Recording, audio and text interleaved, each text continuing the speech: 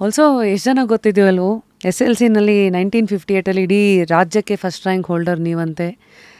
PUC-ನಲ್ಲೂ ರಾಜ್ಯಕ್ಕೆ second rank holder, ಅದಾದಮೇಲೆ electrical engineer, commander, plus HAL-ಅಲ್ಲಿ lecturer.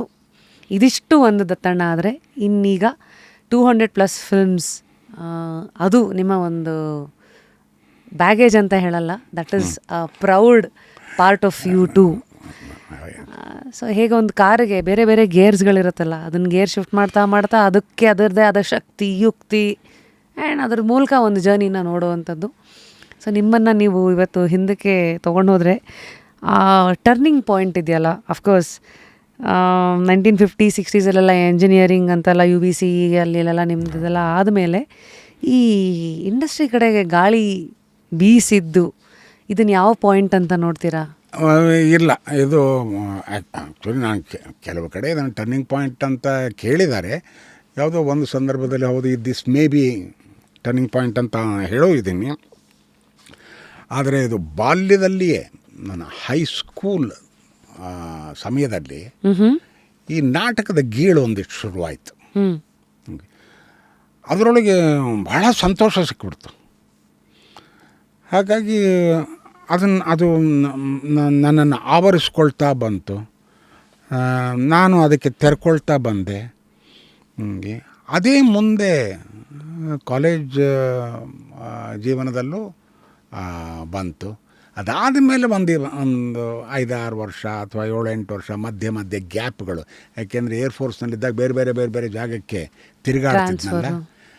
ಯಾವುದೋ ಒಂದು ಸಂದರ್ಭದಲ್ಲಿ ಕಾನ್ಪುರ್ನಲ್ಲಿರಬೇಕಾದ್ರೆ ಅಲ್ಲಿ ಅನಿವಾರ್ಯವಾಗಿ ಒಂದು ಕನ್ನಡ ನಾಟಕ ನಿರ್ದೇಶನ ಮಾಡಬೇಕಾಯಿತು. ಮಾಡಿದೆ. ಇದಕ್ಕೆ ದೆಹಲಿಯಲ್ಲಿ ಒಂದು 5 ವರ್ಷ ಇದ್ದೆ.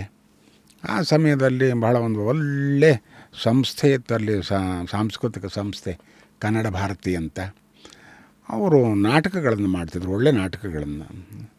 ಸೊ ಅಲ್ಲೆಲ್ಲೋ ಸೇರಿಕೊಂಡೆ. ಅಲ್ಲಿ ಒಂದು ಬಹಳ ಒಂದು ದೊಡ್ಡ ಪ್ರಾಮುಖ್ಯತೆ ಸಿಕ್ತು ನನಗೆ ಒಬ್ಬ ನಟನಾಗಿ. ಅದು ದೇಶದ ಎಲ್ಲ ಮುಖ್ಯ ಪತ್ರಿಕೆಗಳಲ್ಲಿ ಭಾಳ ದೊಡ್ಡ ಪ್ರಮಾಣದಲ್ಲಿ ಅದರ ಚರ್ಚೆ ಆಯಿತು. ಯಾರೋ A new star is Born ಅನ್ನೋ ರೀತಿಲಿ ಅದು ಹಾಗೆ ಇಲ್ಲಿಗೆ ಹರಡಿತು. ಅಷ್ಟೊತ್ತಿಗೆ ನಾನು ಇಲ್ಲಿಗೆ ಬಂದೆ. ಸೊ ನಾನು ಬೆಂಗಳೂರಿಗೆ ಬಂದಾಗ ಆಗಲೇ ನನ್ನ ಹಿಂದೆ ಒಂದು ಪ್ರಭಾವಳಿ ಇತ್ತು. ಜನ ಭಾಳ ಸುಲಭವಾಗಿ ಗುರುತಿಸೋಕೆ ಅನುಕೂಲ ಆಯಿತು. ಥಿಯೇಟರು ಮತ್ತು ಥಿಯೇಟರ್ ಆಮೇಲೆ ಇಲ್ಲಿಗೆ ಬಂದ ಮೇಲೆ ಅಷ್ಟು ದಿವಸ ಒಂದು ಪೆಂಟಪ್ ಇದಿತ್ತಲ್ಲ, ಎಲ್ಲೆಲ್ಲೋ ತಿರುಗಾಡ್ತಿದ್ದೆ. ಅಲ್ಲೆಲ್ಲ ಕೂತ್ಕೊಂಡು ಸಿನಿಮಾ ನಾಟಕ ಅದು ಇದು ಅಂತೆಲ್ಲ ದೊಡ್ಡ ಪ್ರಮಾಣದಲ್ಲಿ ಮಾಡೋಕ್ಕಾಗ್ತಿರ್ಲಿಲ್ಲ. ದೆಹಲಿಯಲ್ಲಿ ಒಂದು 4 ನಾಟಕ ಮಾಡಿದೆ. ಅದರೊಳಗೆ ಒಂದು ಬಹಳ ದೊಡ್ಡ ಹೆಸರು ಕೊಡ್ತು. ಆ ಪ್ರಭಾವಳಿಯಿಂದ ಇಲ್ಲಿ ಬಂದಾಗ ಈ ಟೆಲಿವಿಷನ್ ಅನ್ನೋದು ಶುರುವಾಗಿತ್ತು ಜೋರಾಗಿ. ಸೊ ಟೆಲಿವಿಷನ್ ಮತ್ತು ಸಿನಿಮಾ ಎರಡೂ ಕ್ಷೇತ್ರದಲ್ಲಿ ಕರೆಗಳು ಬರೋಕ್ಕೆ ಶುರುವಾಯಿತು. ಈ 1988 ಈ ಉದ್ಭವ ಅಂತ ಒಂದು ಹಿಂದಿ ಕರೆಕ್ಟ್, ಅದೇ ನನ್ನ ಮೊದಲ ಚಿತ್ರ. ಭಾಳ ಜನ ಅಂದ್ಕೊಂಡಿರೋದು ನಾನು ಕನ್ನಡ ಸಿನಿಮಾ ಮೂಲಕ ಬಂದೆ ಅಂತ. ಇಲ್ಲ, TS ರಂಗ ಅನ್ನೋರು ಉದ್ಭವ್ ಅಂತ ಒಂದು ಹಿಂದಿ ಸಿನಿಮಾ ಮಾಡಿದರು, 1 ಅವರ್ ಫಿಲ್ಮ್ಸ್ ಡಿವಿಷನ್ಗೆ. ಹಾಗೆ ಸೊ ಅದರೊಳಗೆ ಒಂದು ಸಣ್ಣ ಪಾತ್ರ ಮಾಡಿದೆ ನಾನು.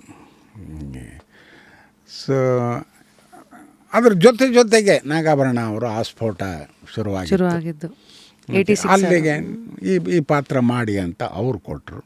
ಹಾಗೆ ಎರಡೂ ಒಟ್ಟಿಗೆ ನಡೀತು. ಅದಾದ ನಂತರ ಇಲ್ಲಿ ಬೆಂಗಳೂರು ಬೇಸ್ಡ್ ಹಿಂದಿ ಸಿನಿಮಾಗಳು ಹೆಚ್ಚಿಗೆ ಇರಲಿಲ್ಲ. ಅದಾದಮೇಲೆ ಒಂದು 10 ವರ್ಷ ಆದಮೇಲೆ ಇನ್ನೊಂದು ಸಿನಿಮಾ ಬಂತು, ದೂಸರಾ ಅಂತ. ಅದನ್ನು ಮಾಡಿದೆ.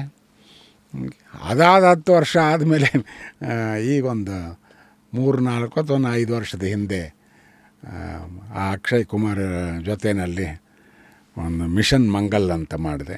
ರೈಟ್. ಸೊ ಹಾಗಾಗಿ 3 ಹಿಂದಿ ಸಿನಿಮಾ ಆಯಿತು.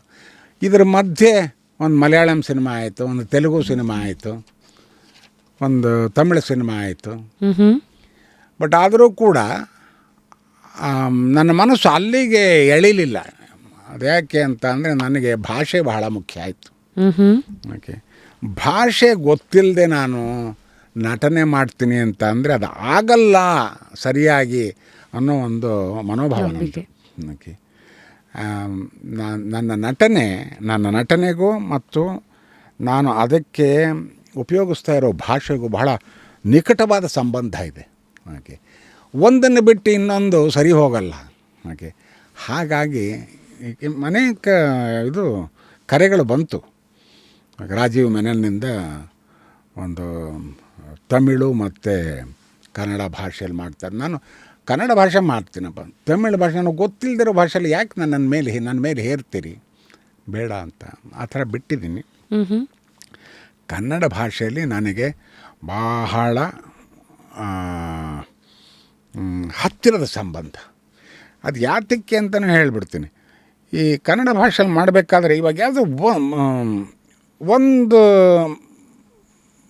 ಪದ ಮಿಸ್ ಆಯಿತು ಅಂತ ಇಟ್ಕೊಳ್ಳಿ, ನಿಮಗೆ ಬಂದ್ಬಿಡೋದು ಆಟೋಮ್ಯಾಟಿಕ್ಕಾಗಿ ಇನ್ನೊಂದು ಪದ ಕರೆಕ್ಟ್ ಪದ ಅದಕ್ಕೆ ಬರುತ್ತೆ. ಅದು ಬೇರೆ ಭಾಷೆನಲ್ಲಿ ಬರೋಕ್ಕೆ ಸಾಧ್ಯ ಇಲ್ಲ. ಬೇರೆ ಭಾಷೆನಲ್ಲಾದರೆ ಇದನ್ನು ಮಾಡ್ತಾ ತಲೆ ಅಲ್ಲಿ ಕೆಲಸ ಮಾಡ್ತಿರುತ್ತೆ. ಯೋಚನೆ ಹಿಂದಿ ಭಾಷೆ, ನಟನೆ ಇದು ಒಂದಕ್ಕೊಂದಕ್ಕೆ ಬಾಡಿ ಲ್ಯಾಂಗ್ವೇಜು, ಥಿಂಕಿಂಗ್ ಲ್ಯಾಂಗ್ವೇಜು ತೊಂದರೆ ಆಗುತ್ತೆ. ಇಲ್ಲ ಅಂತಂದರೆ ಒಂದು ಟೇಕ್ನಲ್ಲಿ ಮಾಡೋವಂಥ ಇದನ್ನು 10 ಟೇಕ್ ತೊಗೋತೀವಿ.